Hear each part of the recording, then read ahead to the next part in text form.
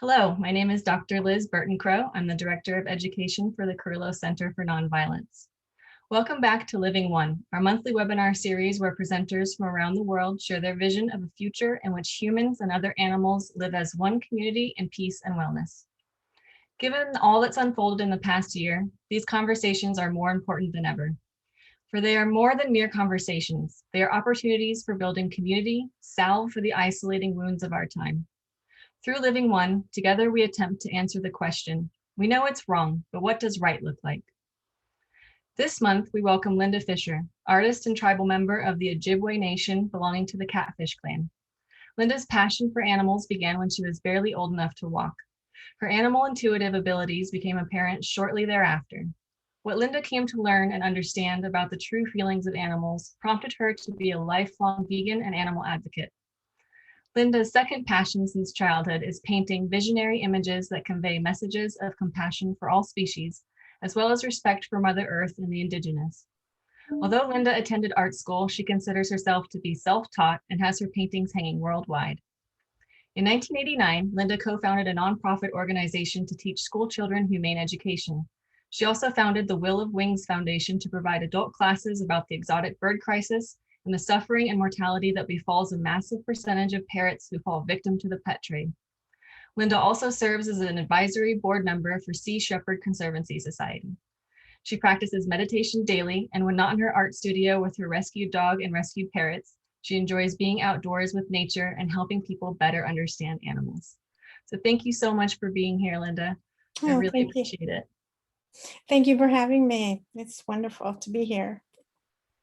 So let's start, just sort of tracing your arc. I mean, I mentioned in the introduction that, this affinity goes back since childhood. Is there like a particular memory or story that you can recall?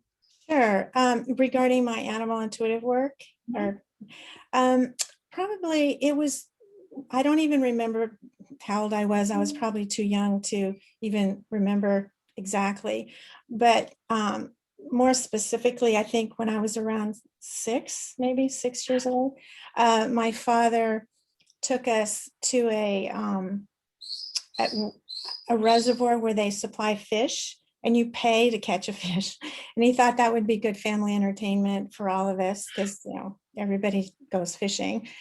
So it was the first time I'd ever done that. And he was showing us how to, put the pole in the water and put the worm on the hook, et cetera, et cetera. And at first, when we got there, I was super excited because I thought, oh, this is going to be fun. I'm just, I love everybody was laughing and playing and having a good time. And so I was all ready to enjoy the moment. And I was the first child out as my brother and my sister and I, and there were other kids around as well, but I was the first one to catch a fish.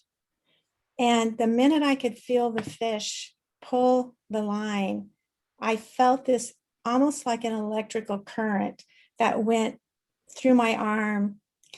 It was such an emotional experience. I literally can't even explain it, but I could feel the fish's suffering. I could feel the fish's pain. I could feel the fish, the terror basically, and the struggling to get loose from that. It was like it was happening to me. And I didn't understand it at the time. All I knew it was terrifying. So I screamed. My father says, turn the wheel. And I just screamed and I dropped the pole and I ran away and I was crying. And at first I was terrified because I didn't understand the feeling I was feeling because it was really a terrifying feeling. But then after that, I started feeling embarrassed. And then I cried even more because why am I crying? All the kids are playing and having fun, and that's what they want is a fish.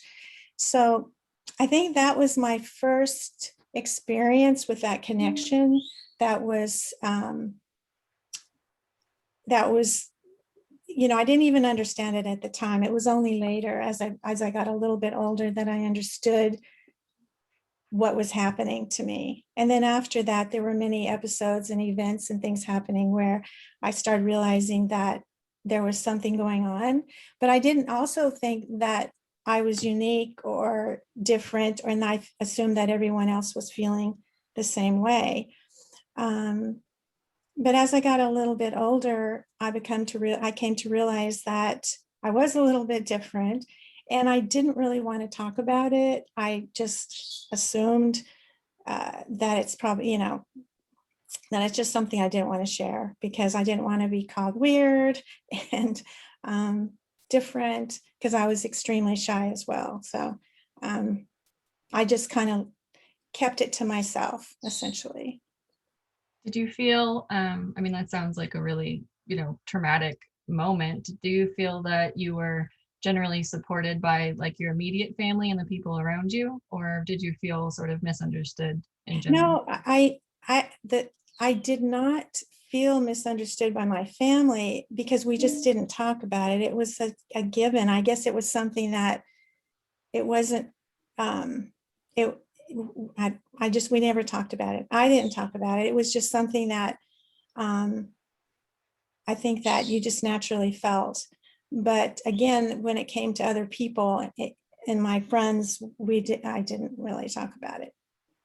And I find, sort of an interesting synchronicity in that, you're part of the Catfish Clan, and Yeah. it was a fish story that sort of was the genesis of your realizing that something was a little bit different. Can you tell me more about the Catfish Clan and what that means to be a member? Right. Well, it's the Catfish Clan, as each one of the clans and different animals represent a different element of learning, and some were the warriors, some were the uh, uh, the medical, the healers, and the Catfish Clan is also notoriously known as the orators and the teachers. So yeah, and ironically, then my passion became teaching, education, humane education, teaching to children, because I've always felt that unless we reach our children and let them understand, we live in a society that's very fast paced, and we sometimes forget about the connection that we have between people and animals. And I feel like it's very important to teach and work with children at that very special level, and they're so open and willing. They also have those more sensitive abilities too, where they're relating to the needs of animals. Yeah, no, I know what you mean in terms of, there's a lot of things sometimes we have to unlearn that we knew as children. Mhm. Were there any other sort of events or stories that happened later in your life that reaffirmed what you had an inkling of with the fish, but in terms of sort of solidifying that, you weren't just projecting psychologically onto another animal being, but that you were actually authentically communicating? I yeah, I it's really difficult to explain. A lot of people have asked me if I teach classes on animal communication, and I've always said no, I don't teach those classes, because I really don't think it's something that you can teach somebody, take a workshop and then suddenly you know how to do that. Um, it's just an intuitive, intrinsic, innate ability that we all have. But I think that there's a lot that needs to be done before we can reach that. And I think one of the reasons I was able to perhaps have that automatically is that you really do have to reach a very innocent, childlike perspective when you work with animals. And I'm also an animal behavior consultant, and I've taken classes with some of the best behaviorists in the country, and for many years, for 30 years. And so I believe that you have to have both, but I also feel that we need to spend more time reflecting on where we're at with that connection. So I'm not sure if I'm answering your question or not, but I think that what I'm basically saying is that um, it was just a sense, again, like with the fish, there was something that was deeper, where I wasn't I wasn't just projecting a thought, or, gee, I want to see what this animal's thinking. It's just something, I guess the way to compare it is how each of us, sometimes with our own animals, our companion animals that we share our homes with, you might be reading a book, you might be on your computer, and then all of a sudden, you know, that Fifi needs to go to the bathroom, she needs out. You just kind of have this innate sense. And I think that we all have that on some level. So it's just basically expanding that, where it's just without words. You know, they don't even have to come up to you and look at you and paw at your lap and say, I want to go out, but you just kind of know intuitively that it's that time, and that's they're calling to you to let them out, or they might be at the door waiting for you and you didn't even see them. So I mean, I've heard of, you know, animal communicators, or even seen, you know, TV shows, you know, animal psychic or whatever they call it. And a lot of the times it strikes me as, you know, a little bit silly or strange. What are your sort of observations in terms of, you know, as someone who's coming to this authentically, are there any sort of like myths that you would want to debunk about some of the other quote unquote animal communicators that you see? there are a lot. There are a lot. But first, before I even get into that, I do want to say that I believe that there are many animal communicators out there who are very legitimate, very sincere, who have the animal's best interest at heart, and who are doing a wonderful job. But for years, I kept all this to myself. I would have word of mouth where somebody would call me and say, you know, I need your help with this or that, and I would go. But I used to get people call me and say, well, this animal communicator told me that one of the reasons he's unhappy, my dog's unhappy, is because I'm unhappy. And he said I should go read this book that I have about relationships with my boyfriend. And another, these are real. I mean, these are legitimate people who are saying that this is what the animals are saying. In another instance, a woman said that when she went swimming with the dolphins told her that they wanted world peace. Well, world peace is our idea. The concept of world peace and is our own humanistic concept. You know, dolphins aren't swimming around telling people we want world peace. What they are, though, is sensing, they're sensing a dysfunction in energy, or they're sensing some type of terrifying episodes. Maybe perhaps it has to do with the weather or just the environment. And in that sense, they are projecting some uneasiness and some fear, and we're all interconnected. Our energy is connecting to their energy, et cetera. So we're projecting this, and of course they're going to be feeling that, but they're not going to be saying, oh, people need to focus on world peace. So and then another situation which was shocking to me was I wanted to connect with other animal communicators, and I wanted to find out how many vegan animal communicators were out there, because personally I didn't find any, and I'm sure they are, but I didn't come across them. And in fact, what I did find was a lot of justification for eating meat and eating animals on these animal communicators websites, which for me personally, that's not my way.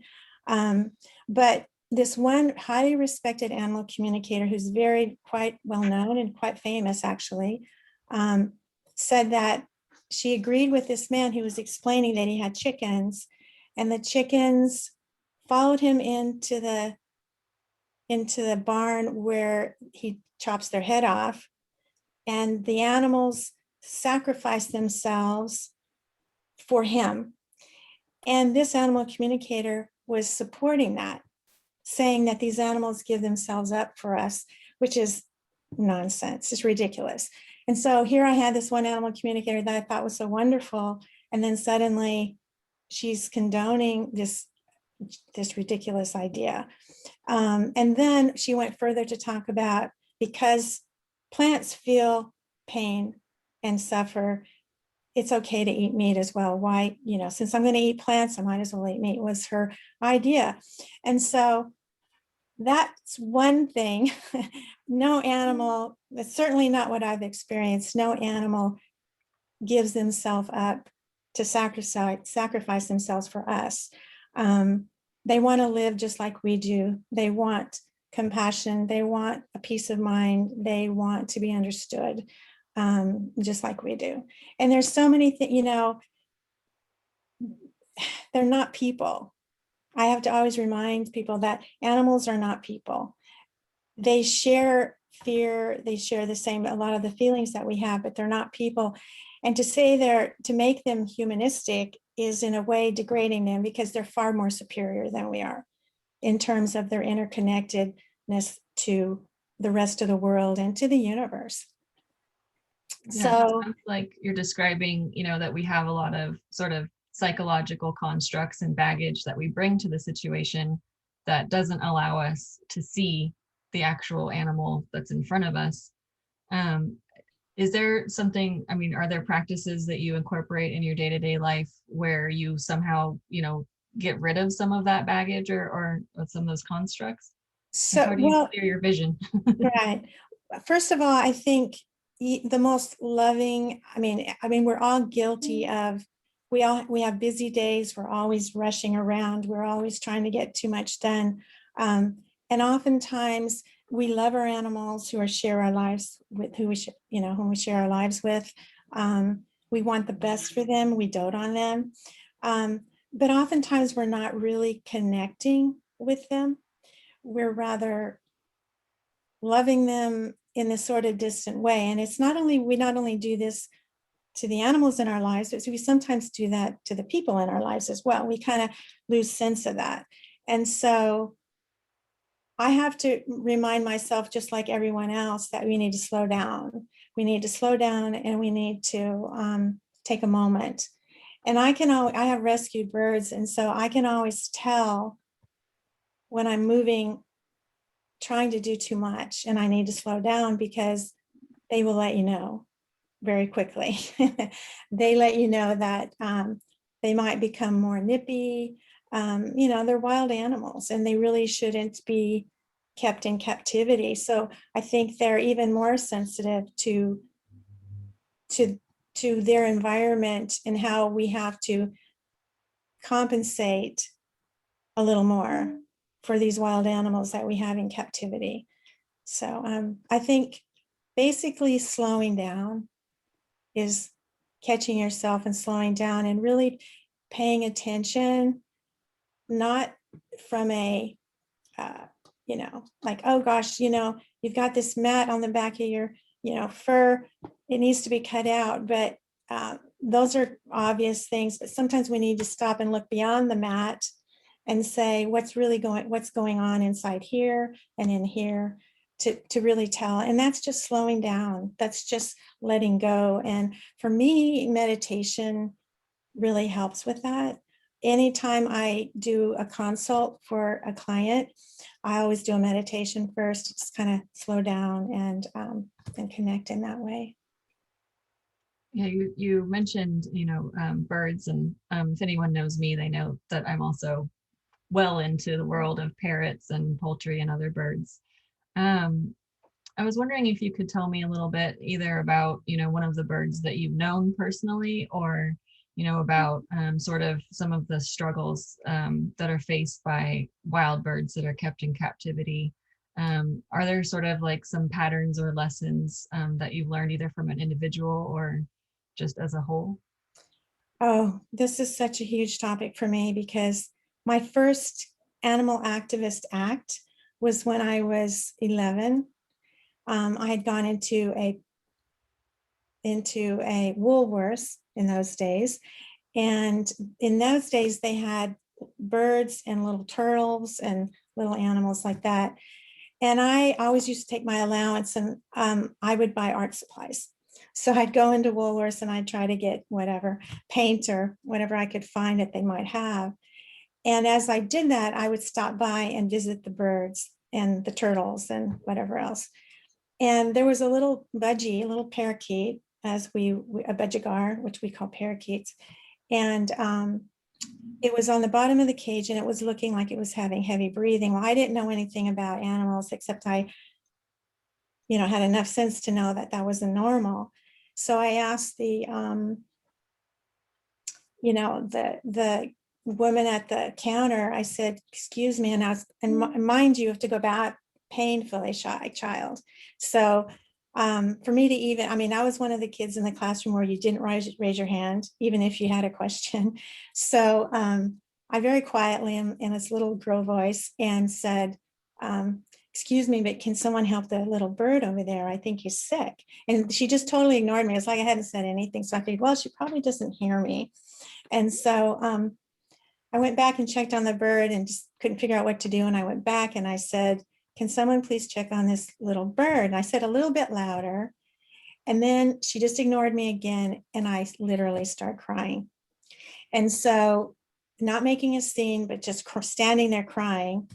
And maybe they thought I was younger than I was because I've always been petite. And two security guards came and one under each arm and escorted me out of the store. And it was at that moment, humiliated and terrified, and I mean, an authority figure escorting me out. I mean, that was terrifying because I was one of those children who always obeyed. So I cried all the way home and I vowed that I would be a voice for birds. And so it's an emotional topic for me. And I've rescued, I worked in a veterinary hospital for many years, and I stayed beside birds that were brought in too late, or not brought in, just brought in to be euthanized when they were terribly neglected. So, birds don't belong in the pet trade. It's a tragic, not enough is said about it.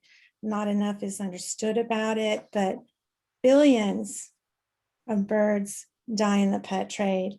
A little budgie who has a normal lifespan of 15 years, statistically, it's estimated that they only survive maybe 6 months in a home. And so, I mean, the poultry industry, of course, is the top of the line in terms of avian species, but the exotic bird trade is quite tragic. The best thing that we can do, and the message that I try to convey, is that adopt and rescue, don't breed, don't buy. That's my word for every species, unless you're breeding an endangered species to be placed back into the wild, and you're working with conservation groups and the government, and not backyard hobby breeding that does nothing to help save animals, save birds, it does nothing to conserve them in the wild. So yeah, I could go on too long for this because it's such a sensitive topic, and plus it's very emotional. So I might start crying. So I probably should, but you can, there's a lot of different conservation organizations that have a lot of great information about the exotic bird trade and how you can help. But if people go into a pet store and you see, something wrong, or I won't name the name of the pet store, but I was able, through letters, just me by myself, was able through letters to get them to change their literature and to make it more accurate. Of course, I'd rather make them not have birds at all, but that's just one step to try to make change. So I always try to encourage people to speak up. And when you see parrots, restaurants and stores, and complain, just say, why do you have these birds in here? They're not going to. Other little pet stores, you see other small species as well, like and the reptiles, they suffer, in the fish too.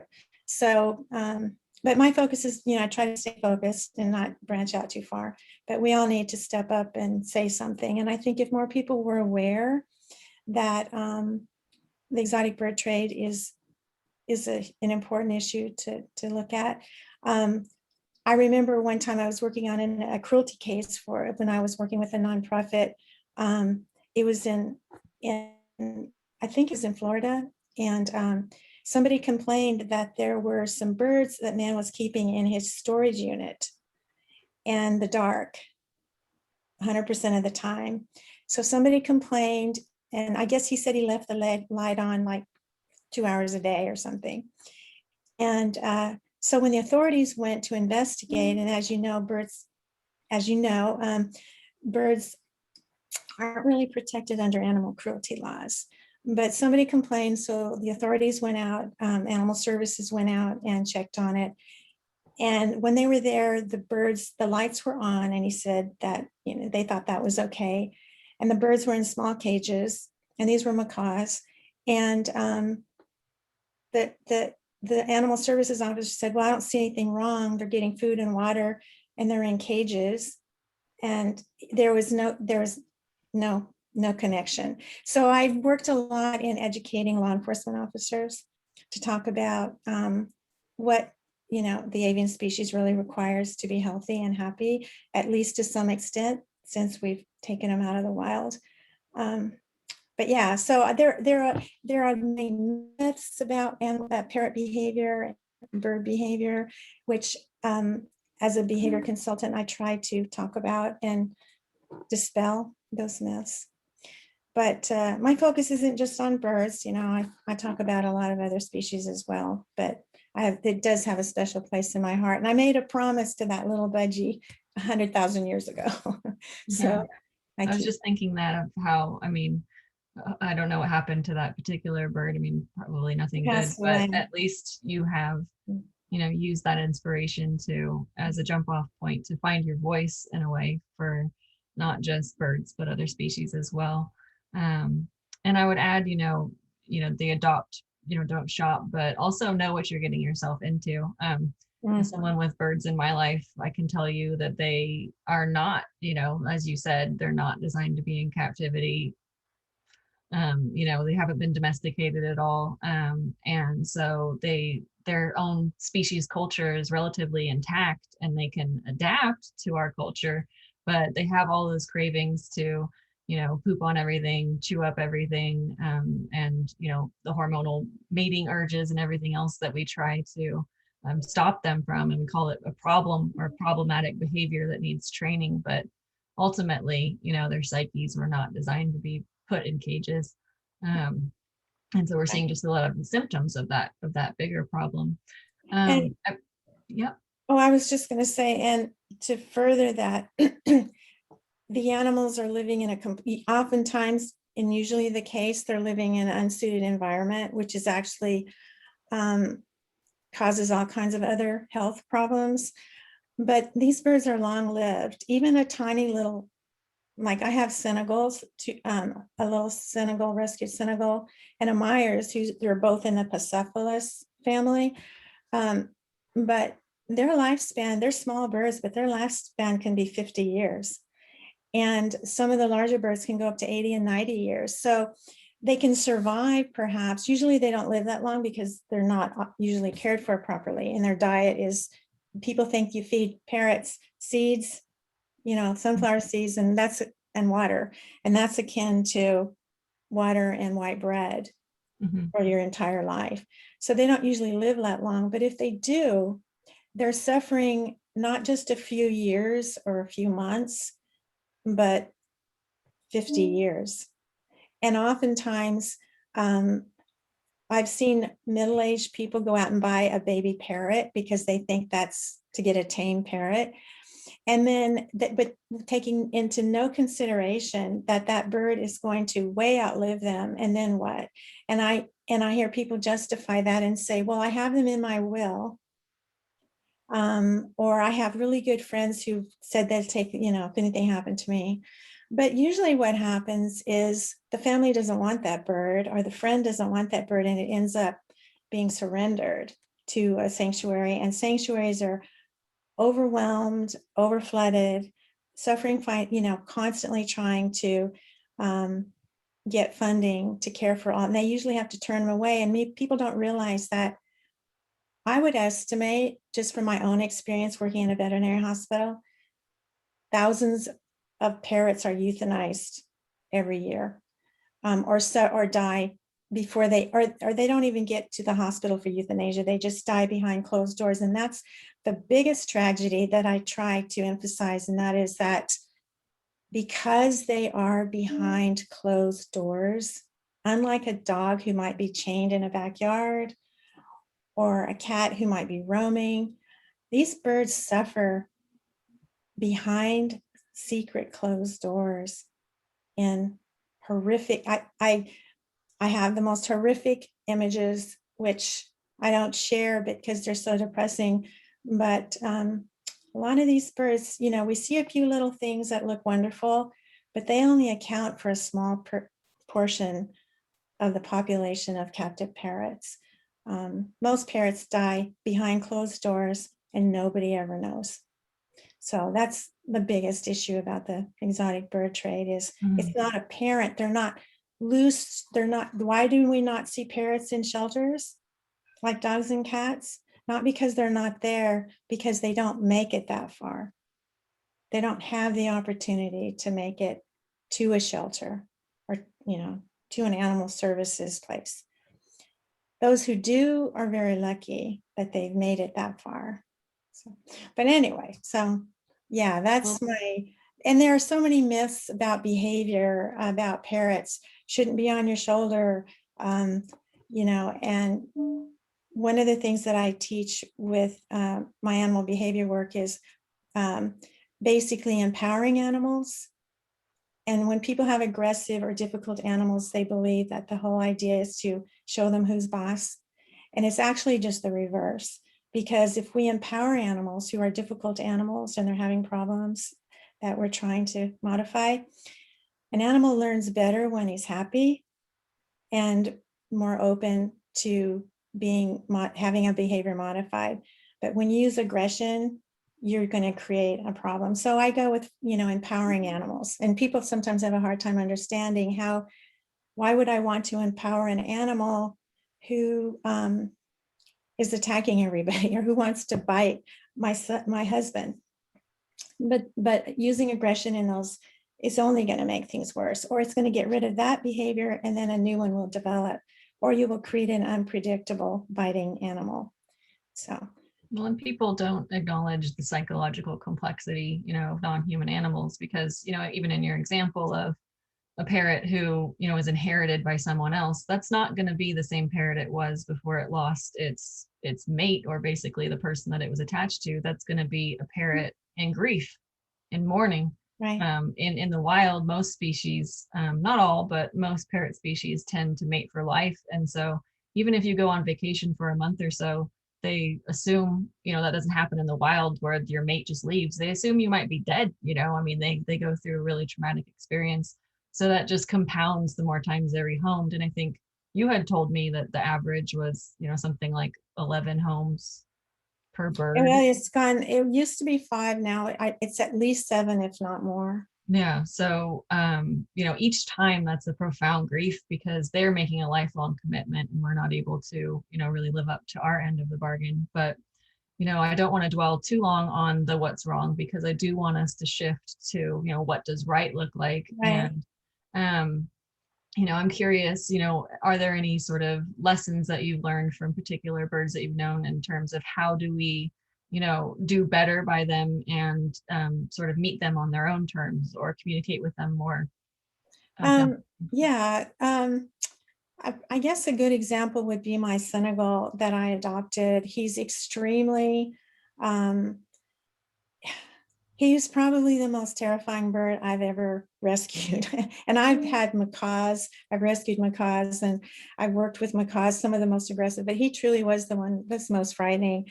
And one of the reasons, but first let me back up for a minute. One of the things I always try to emphasize is the animals in our lives, no matter how bad they behave, they're not the problem. And they're never wrong. They're never at fault. They're never wrong. They're never the problem. Animals don't just naturally bite. Parrots don't naturally bite in the wild. I mean, unless they're protecting their nests or something, but even then they fly off. But in captivity, we've changed that dynamic. And so, but birds learn to bite. They're not naturally going to bite you. So if you have a bird that's biting, it's because he's been taught to bite. If you have a dog who's biting, he's been taught to bite. There's a reason behind the biting. And so, but my little Senegal parrot, who is a good example of answering your question. And that is, so he was very dangerous. He was going to either be euthanized or he was going to be put into a breeding farm. And so one of his issues was he would act really nice, but he had severe unpredictable biting. And the reason for this is he was forced to step on somebody's hand or on the person's hand. And if he didn't, he got physically abused. And so he would step on your hand and act like everything was fine, but then he would nail you. So, or if something frightened him or he got nervous. So I wasn't quite sure how I was going to step forward with this behavior and some of his plan that I was going to put together in order to help him modify that behavior or to just get rid of it. And the first thing I realized was I had to teach him that it was okay to tell me no without biting, because that's what he was doing. He was really telling people, I don't want to do that. I don't like it. And so how do I tell you that? They're not speaking English, they can't speak it. And we as humans tend to ignore the body language and things that our animals are telling us that. So what I had to do was teach him that he had the power to tell me no, that if he didn't want to step up, he could not step up. And I was completely, I would walk away and let him have his space. And once he started learning that he could say no, his biting, unpredictable biting, tapered down dramatically. So he was learning freedom. And that's what I learned mostly, is they need to learn that they have the freedom to make their own choices. And I think that's the biggest message that I try to express, but it's also the information that I receive and have received through the years as an animal communicator. I see so many times where animals are supposed to be fitting in a mold, and we need to give them space, that it's okay if they don't want to do certain things. Now, so what that means is then we need to get them, if you need to get your dog to, for example, get in his crate, if you're going to take him to the vet or something, then we need to make that situation inviting and comfortable so that they know what's going to happen before and after, so that they know that space is going to be good. So just to sum it all up, it's giving them the opportunity to say no and making the things that we do want them to do enjoyable for them. There has to be something enjoyable to make, it's like yourself. You think about it, if somebody's telling you to go into a dark room and you don't know what's in that dark room, it's kind of scary and you probably don't want to go. If you have any common sense, you're going to say, wait a minute, I'm not going to go into that dark, scary place. So our animals, they have the same feeling. So if we let them know that, wait a minute, this dark space, inside it, there's this beautiful, your favorite is chocolate cake. You've got a beautiful chocolate cake in there. It's only going to be for 1 minute. And while we're in there, I'm going to talk to you and it's going to be okay. And you can eat your cake. And by the time you're done, you're going to be out. You're going to want to go into that space a little more easily. And animals are thinking the same way. Yeah, that's a beautiful story, because it basically sounds like instead of, seeing this as a bad bird, you saw this as a wounded bird, and you effectively gave him back his agency. And I would guess that, in that actual, mutual exchange in between you, the compromise in between you, that you have a deeper relationship. I mean, the word intimacy comes to mind, not in the romantic sense, but that there's this, space for more, authentic and deep rooted love to really blossom. Right. And I'm curious, how is he doing now overall? I mean, I'm sure he has these moments, but do you sense that he really is sort of opened up to you as an individual? Oh, absolutely. But we didn't just, the process, I mean, I've had him for 26 years. So I don't know how old he was when I got him, but he's been with me for 26 years. And in that process, what I've done is I've taught him what I call enrichment behaviors. And some people can call them tricks, whatever, but I've taught him It's okay to, let's think through problems together. Let's figure things out together. He knows his colors. He works on puzzles. He puts puzzles together. And all of this was done with a bird that was very unpredictable, very frightening, literally. And so what that did, giving him that sense of thinking and enrichment, it made him realize that he can go through his day, solve problems effectively and in a positive way, no forcing, no fear. He's all up to him. If he wants to go work on his puzzle, he can work on his puzzle. If he wants to come to me, he can come to me. But if I do want him to come to me, I always try to make sure that it's something positive for him. And that's how it's done. So he's he, at night he says, good night, night, night. I mean, he has his routine. He loves me dearly and I love him. But, he's still a wild animal. He's not allowed on my shoulder like some of my other birds. Because if he gets scared, if a bird flies past the window, he might get startled. And if he gets startled, something might happen. So I'm still cautious. So I respect his wildness. And I accept whatever he's willing to give me. And our relationship has been really special. He's my, needless to say, he's my very precious boy. Well, a little trust from both of you goes a long way, because you're taking a leap of faith as well, just by having him out. A lot of people would just sort of relegate him in the cage just out of fear.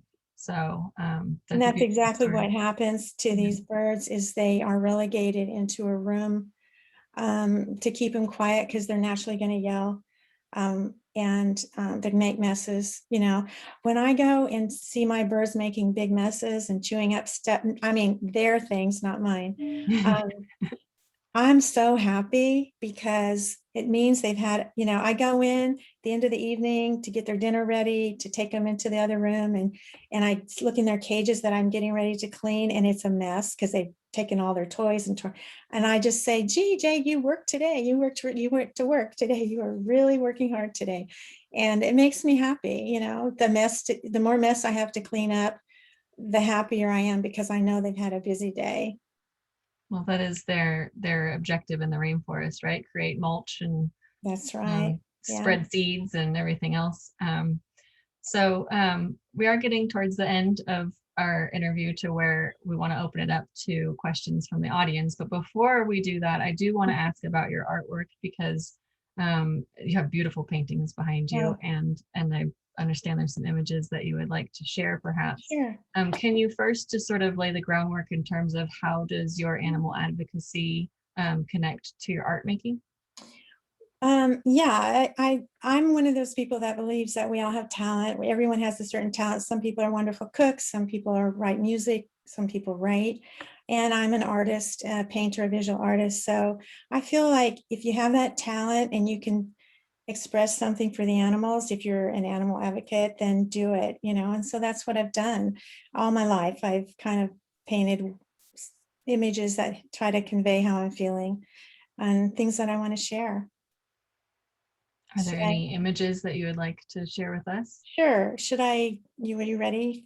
Okay, let's see how this. Okay, so this particular image, Buffy St. Marie was my model for this image.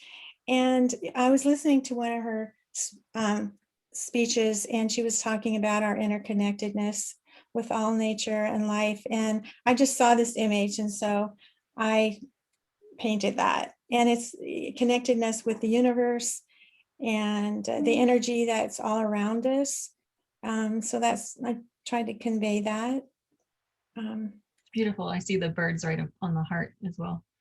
Right, the little nest. And I put that in there because I always try to paint images that are positive and that give us hope for the future.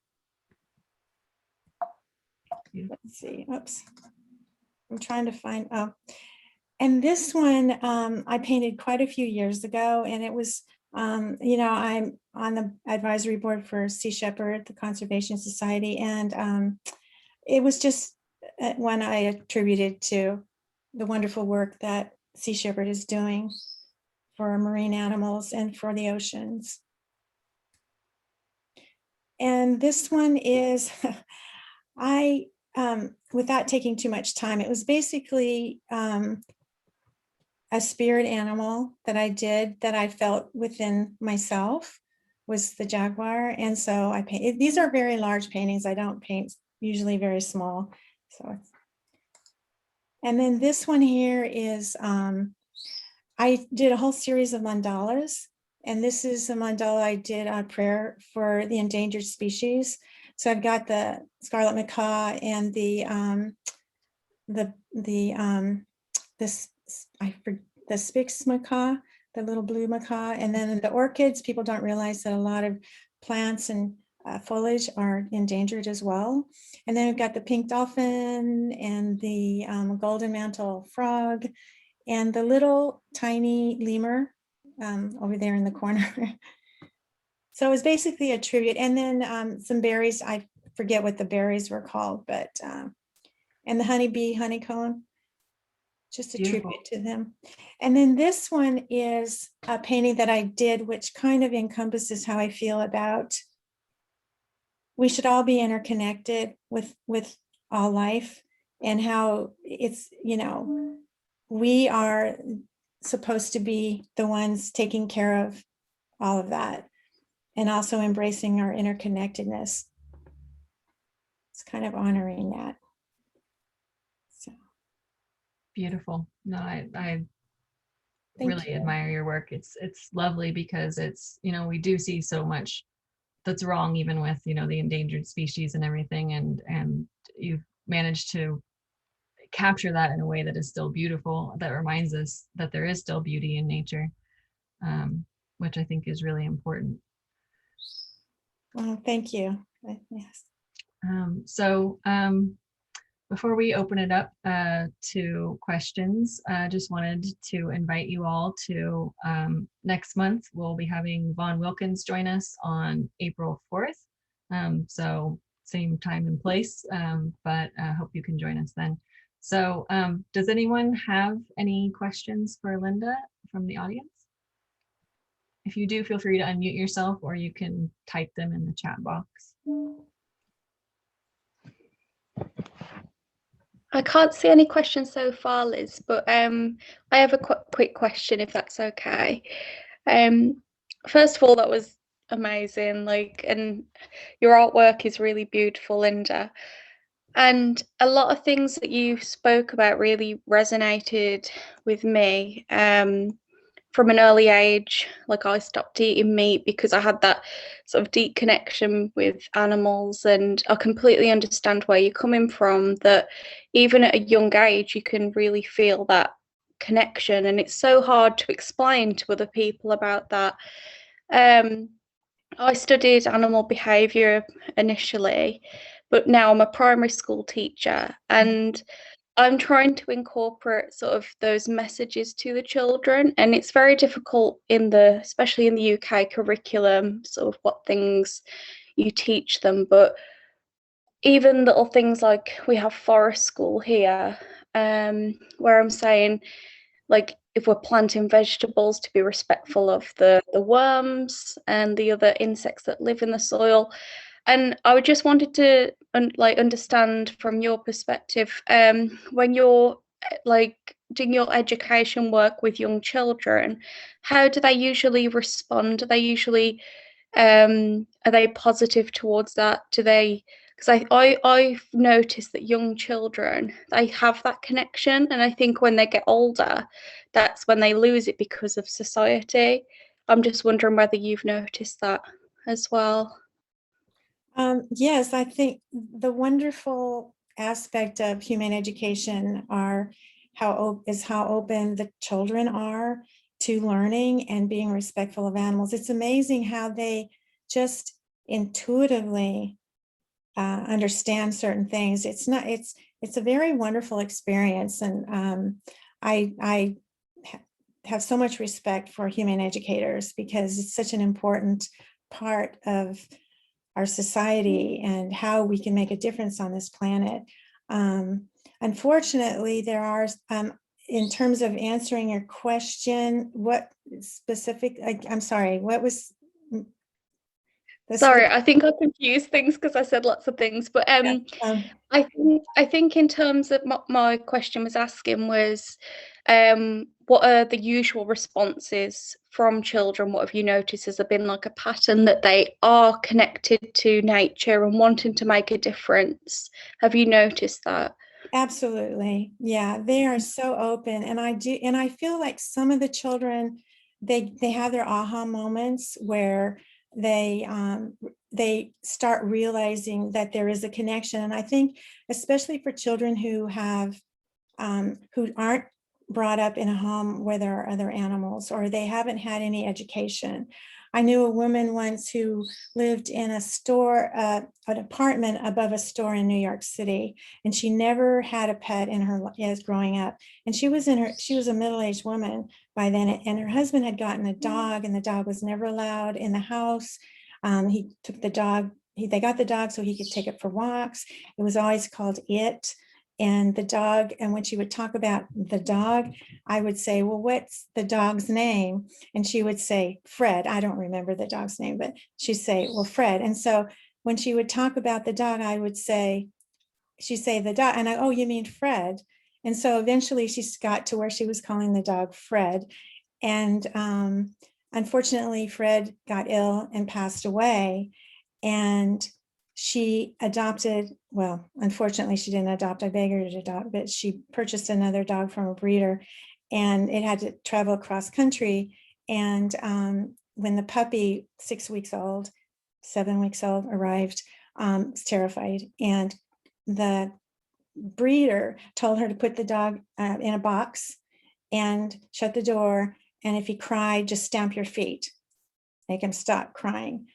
And I told her, I said, oh my God, that's so cruel. You don't want to do that. And so we talked about this and that. And I never tried to push anything, because I know that the harder you push, sometimes you push people further away.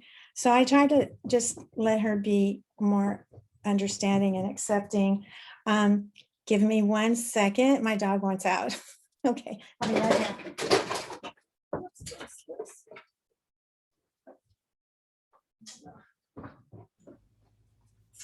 That was a good question, Lauren. And it makes me curious too, if there's, sort of a way to inoculate children to what they're going to be unlearning.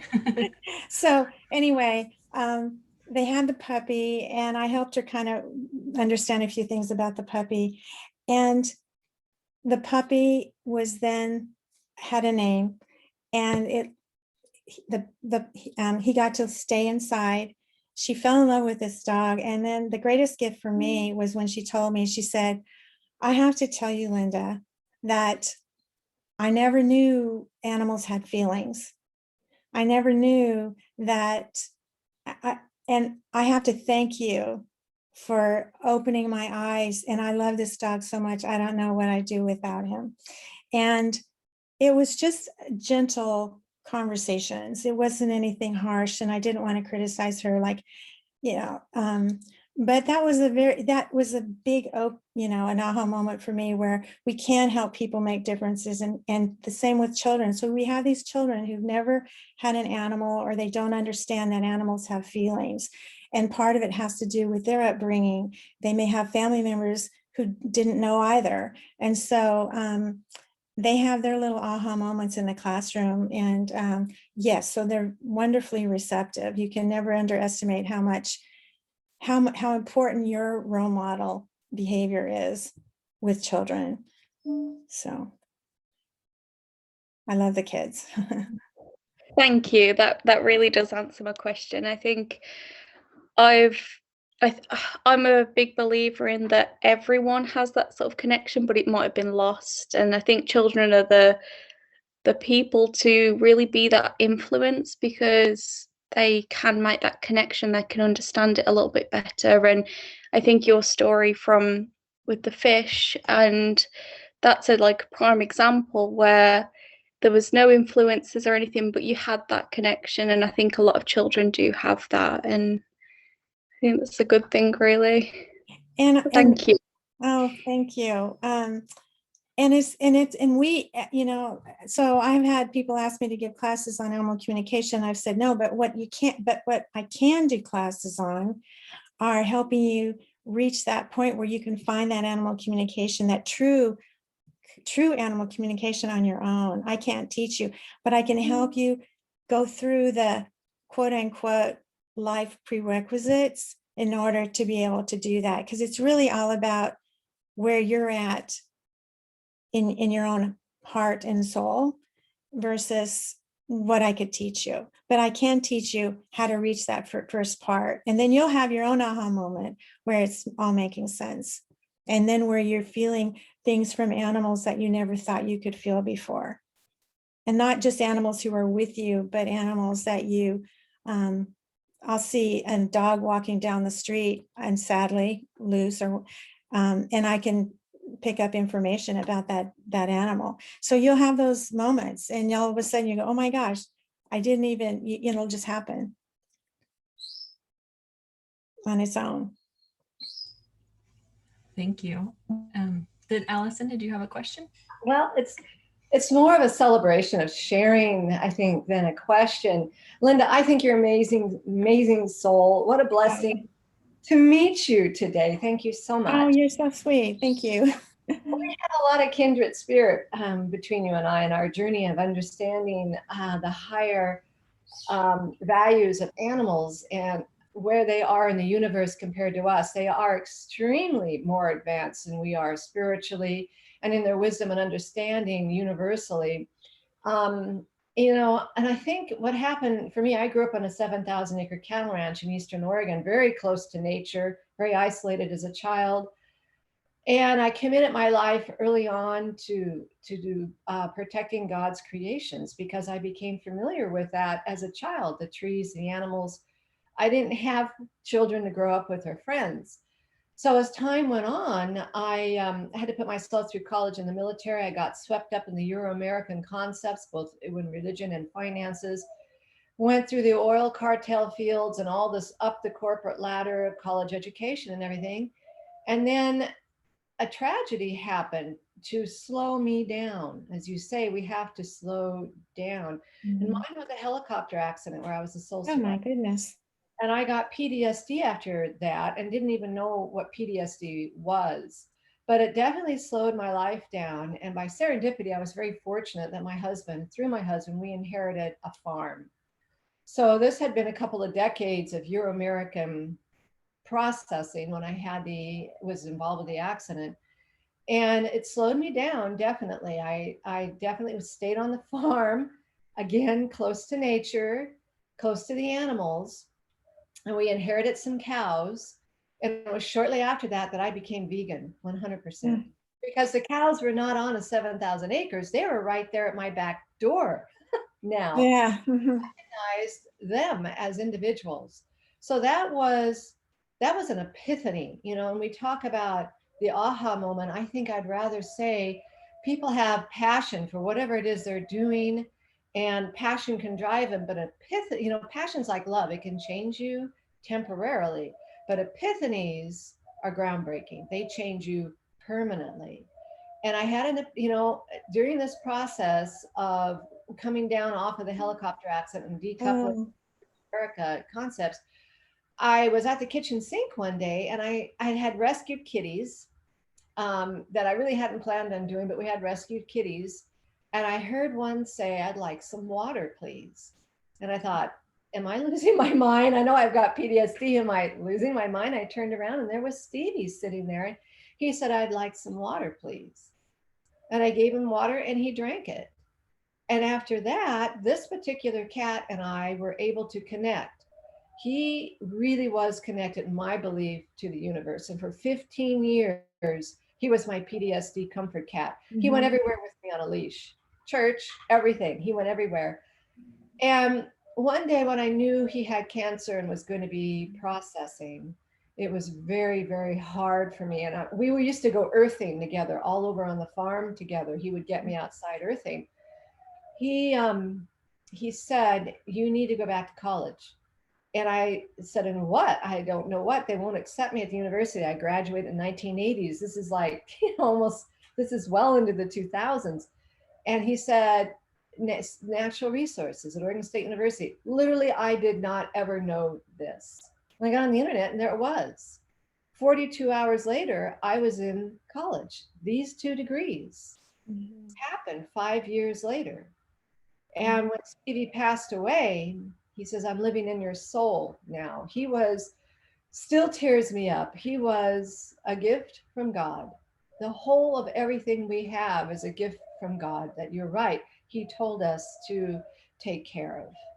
And we're not doing that as a culture. Indigenous people had a greater understanding of that than Euro-American concepts, which are basically set on religion and money values. My whole thesis was around the higher valuations of coexisting with cougar. And Oregon State University is a production university, so I was very amazed they even let me get to the point of talking about animals having PTSD as being part of the problems of why we're seeing cougar in our communities and things like this nature. But the animals do register with your mindset and your emotions, and you really have to be in a situation, you're correct, where you have to slow down and be like a child.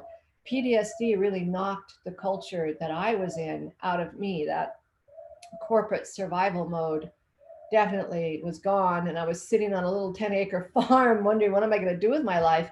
And if it wasn't for Stevie, I wouldn't be here today. Well, my first day back at college, a young man came up to me and he said, climate change must be really important for someone your age to come back to school. It tears me up to think that cat in my life, the ripple effect of Stevie in my life impacted someone I don't even know. But that's why it's so important to be able to connect with animals and understand what they can influence in our life, and maybe not be afraid of that relationship. Do you think that people could be afraid of acknowledging that identity in themselves? Well, perhaps. I mean, obviously I can't speak for other people, but I do feel like because our society and humans in general believe we have a superiority over everything in the world, in the universe, and whatever, that's probably true. It's, if you can't conceive something, it's impossible to visualize that an animal has something more important to say than you do. So animals have critically important information, more so about how they're feeling about what's going on, what they're experiencing in their life. I had before used the idea about, some were saying they swam with the dolphins and the dolphins told them they wanted world peace, but I don't believe it really works quite that way. It's more about what we can sense and feel from their dysfunction. For example, if I'm working with an animal for a client, I can sense where they're feeling that stress level or worry about something that's going on. And I might see an image that could explain it. So, they don't really understand the sort of humanistic concept of conflict in the world but they can sense the conflict that's happening with the energy around them. And that can be people who aren't getting along, or it can be something else in the weather, whatever. So I do feel like sometimes people want to negate what animals can share with us. And we know scientifically that animals do give us a lot of information about what's going on in the world, even just naturally, scientifically. So intuitively, animals have, and I have like this sort of radio connection where there's this, information coming. And sometimes I can't even explain it. I just know that it's going on. But I think once we get out of that idea that we're the only ones who can share that information or have that information, that's when we can really start even gaining more. But yeah, I think some people, that's why I say I don't teach animal communication, because I can teach you how to get there. Yeah. Well, this one kind of fell in my lap, unexpected. And of course, having PTSD, I was a little bit concerned. And 15 years of that particular cat's relationship, and I have 9 cats that are living in the house now, and the cows are vegan. They live here on the farm too, complete. One cow died finally at 35 years Oh old. my goodness. So we have, this is what happens. I've rescued horses and cows, and they come here to live out the end of their lives. I have 3 birds that I've rescued, and I have allergies to bird feathers, so we're dealing with that. But they come here and they live out the rest of their lives. And because I'm very honored to take care of them, I understand that they are a species of being above us. We have everything to learn from them at this point. But, my relationship with Stevie was not the dolphin relationship. It evolved through a lot of trauma that could have been artificial. My concern was it my imagination? But um, Stevie was recognized by a lot of people as being unique and unusual. And he really did. He saved my life where I don't think a human could have at that point. Yeah. I would just want to comment about, you said he was very special. Well, I think it's probably more that you were very special, because animals respond to those who are in tune with them. Mm-hmm. And I think there's a lot of animals that go unrecognized for their specialness, because they just haven't been around the people who can really appreciate that or sense that. Yeah, I'm pretty broken without, well, not broken, but I have to deal with the pain in my soul of losing him by realizing the last words he said to me is, "I'm living in your soul now." Mhm. And then he was gone. Yeah. And that definitely helped me over the hump. And then just being able to invite other animals in to live with me. We had cats come to the door after that and literally sit there and say, "Okay, meow, I'm going to be in your life now." And they were outdoor cats, and all of a sudden they're not going out anymore. They don't want to. They're here. I've got, well, Big O is not here. One of them's a 23-pound cat, and so I don't know, when they perhaps they gravitated here because they recognized that I understood Stevie so well. I don't know. I've taken up so much time. Sorry, folks. Yes. You're fine. This is a very interesting conversation. And I was thinking as you were speaking about, I've had a few moments like that where, an animal comes into your life at just the right moment, and it feels very much like, it happens for a reason, Was there anyone else that had sort of a question or a comment? Hello, everybody. Hello. Hi, my name is TD, and I'm very glad that finally today I managed to join the seminars. And just a little bit of background, I am a South African. I grew up in South Africa, and somewhere along the path of my life, I met, the wonderful Gay Brett Shaw, and although, we kept in contact, but I've been watching all the beautiful work she's been doing. That's how I came, to follow the seminars.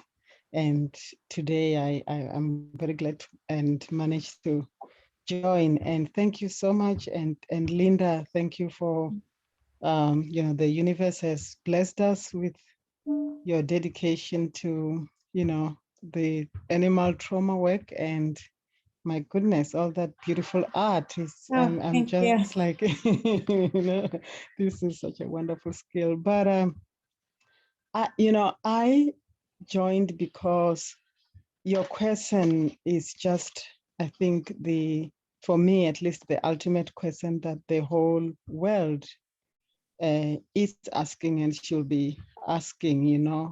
We know we have done, or we have caused a lot of trauma in all beings in the past. And now that we know, at least most of the world understands that we have caused this trauma, what is the right thing to do?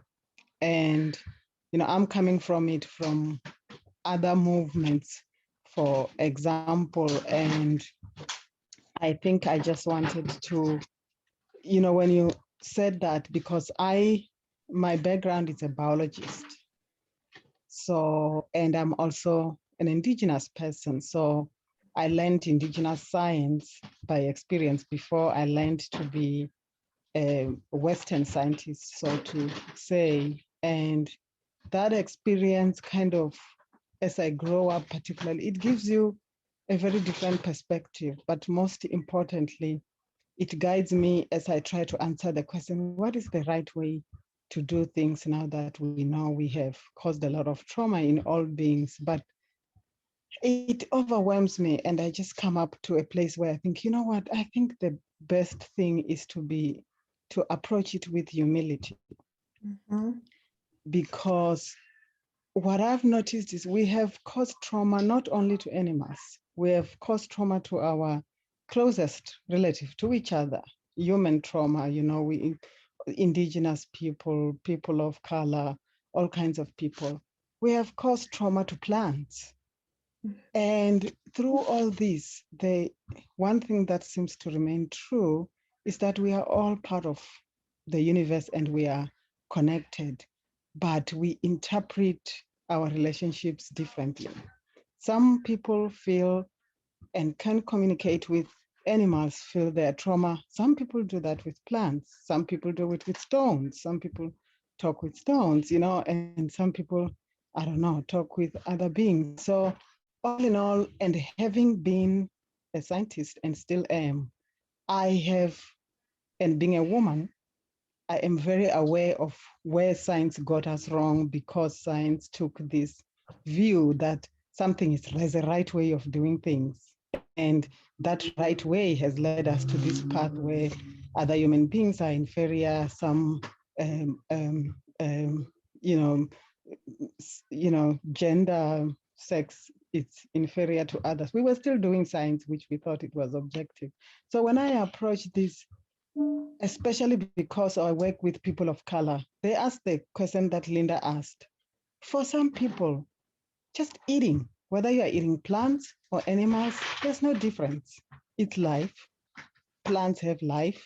They don't move. So maybe the pain is even harder because they can't even run away from you. You just go and harvest and eat it.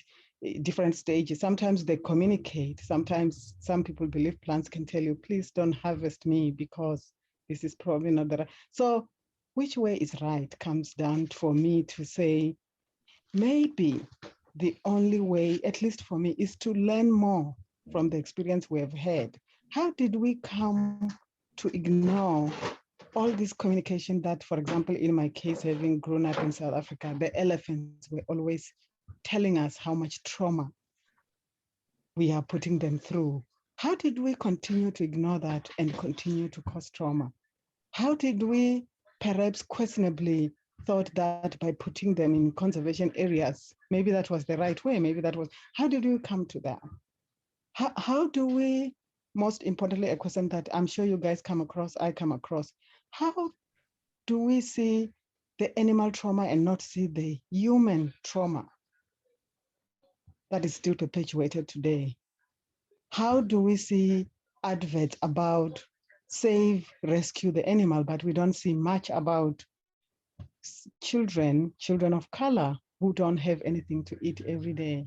So I think I just, wanted to say that, to say what Linda is saying. Some people have no perspective at all about what is happening because for whatever reason in their path, they haven't been too much in touch with that. So what role do we play now that we know? Some of us have special skills like Linda, you can communicate with the animals. What is the best way to bring other people to see that and do their part so that we can just stop all kinds of trauma, not just for animals that we do? I don't want to talk too much, but this was so beneficial to me because I just wanted to say that please realize that we are not alone in this movement, and all movements are going into one. And with so much experience in the animal trauma, please, pass on the information and connect to other movements so we can end all trauma in the world. And thank you so much. Thank you for that beautiful explanation of things. I think that's everything you said is so true. I would just add that I believe that the more conscious we become of what's happening in nature in the animal world, that somehow we'll start treating each other better as humans. I don't think we can stop we can't stop the tragedies in the world and we start taking care of the animals and the planet first. We just can't. And it's that first part of the prerequisite I talked about communicating with animals, and that is we need to go more deeply inside. And the point that you made was about humility, and that's so true, because that's where it starts with animals. That's where it starts with our communication with animals, is reaching that humble place and that sort of naivete without some sort of motivation other than just wanting to be empathetic and compassionate. I think I agree. I'm just going to chime in real quick. Thaida, I'm probably not pronouncing your beautiful name right, but your words were gorgeous. Thank you. Sorry, it's TD. I know the H kind of, confuses me, but it's TD. TD. Okay. It's just your words are absolutely beautiful. And I'd like to share with you a real quick thought of an author that has influenced my life, and I think was very pivotal in becoming a vegan and becoming an ecologist in my relationship with animals. His name is Aldo Leopold, and his books are incredible. He has passed on many decades ago. He apparently shot the last wolf in America, and as he watched the wolf die, he was a biologist for the United States. He realized that he had done something incredibly wrong, and that there was something much deeper connected to the relationship humans have with the wolves and our natural world around us and our well-being. The 3 tiers of well-being for humans is environmental, economic, and social, and how we relate then our ways to this in the natural world. Unity is very important, but Aldo speaks about understanding how the biology ticks, because when we understand nature and the animals, we understand our place in it better, and we can make a better relationship with that, as has the indigenous folks have done.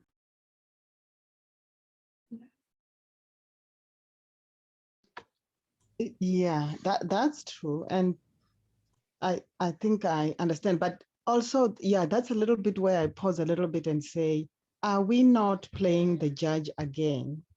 Why animals?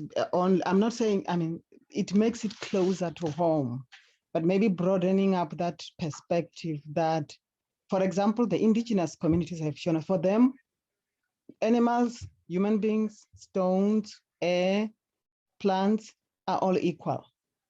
They are all equal in this universe, and they form one unit, and they need to respect each other. And when we don't respect each other, even sometimes nature shows us, plants show us, we get all these, climatic disturbances sometimes, because maybe that's the way they communicate. So, and that's where my humbleness comes to say, maybe the answers develop from humbleness and just saying, universe, show us what is the right way. For example, once we recognize that an animal is equal to us, really the way people treat animals, what Linda was explaining, putting them in small cages, and we won't be able to do that, because we will see ourselves one with them. You know what I mean? The reason that we do that is that we have some blinders. Some people have blinders that they can say, oh yeah, let's beat this animal. Oh, I will train it. I will show it who's the boss. If we see that animal as one of being, as equal of us, as having the same right to being, we won't even find ourselves being able to do that. So that's why I was saying, because the whole conservation movement. I was a conservation biologist, started conservation biology project, which came from me. So at the same time, for example, I was doing work in the Kruger National Park as a scientist, learning how the elephants are poached, which is really so traumatic. I know you don't even want to think about what the people do. But at the same scale, what the white government, which was leading this conservation, was doing the same, if not worse, to Black South African people. But for them, there was that blinders of righteousness on I'm saving the animals are doing so. And I am not blaming, because you understand sometimes our actions reveal where our souls are, and sometimes the intention is not there. We are just living whatever we are. But that's why I'm saying, as hard as it is, but maybe realizing that everybody has a part. Some people are able to remind us as the world that, listen, look to your closest relatives, animals. Some people are out there able to listen everybody to say, are you listening to plants? Some people are saying, are you listening to the wind? Look at climate change. Are you listening? Are you listening? So I don't disagree that because animals are closer to us behaviorally, we understand the message. It's closer to home because you can see the pain. But when a plant is bleeding, I don't want to say, for example, eating plants or tapping is wrong, but when they are bleeding, when we are uprooting them unnecessarily, when we harvest the medicines from the roots and not replace, cover them and nurture them back, what is that too? Does that make sense at all? So I'm just saying, this comes from being in a place where I am, as, for example, a Black person in South Africa, experience the trauma that somebody at the time probably was not looking at it that way. Having lived with animals, having owned pets, you know what I'm trying to say? Being a person of a certain class. So how do I look at my own behavior and say, it looks like humbleness is the best way to go, and say, the universe, please reveal and let me be a student, and let me use that experience, like people like Linda, to let other people see and bring them together to stop all this trauma.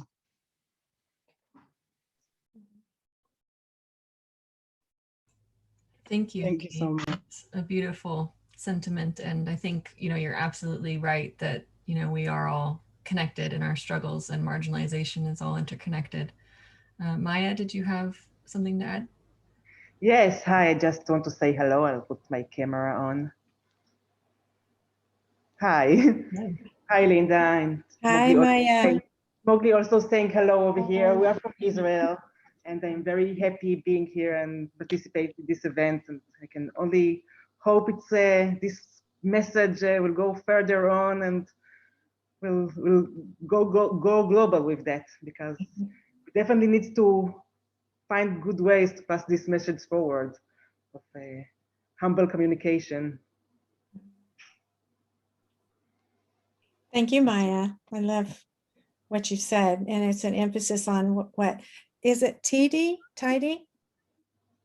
Yes, just like TD, the letters, the H is TD. silent. Okay, TD. Yeah. Well, just like what you were saying, again, I think that just all of us, all of society, we just need to step back and take everything out of our pre-programmed human mind and just set it aside so that we can really try to understand what's happening around us. It's just phenomenal things do happen. Phenomenal information can come to us when we do that. And getting to that place, everybody has their own way of doing it. For me, meditation and painting, because I'm painting the story that I'm feeling. And if you're a writer or you're a baker, bake, there's just always something that we can do to change the tragedies in the world. And and I think we all need to do it with a sense of humility and naivete. We don't have the answers. We just need to open up and try to listen. And I think we can get there, but I think we have to also focus on the children.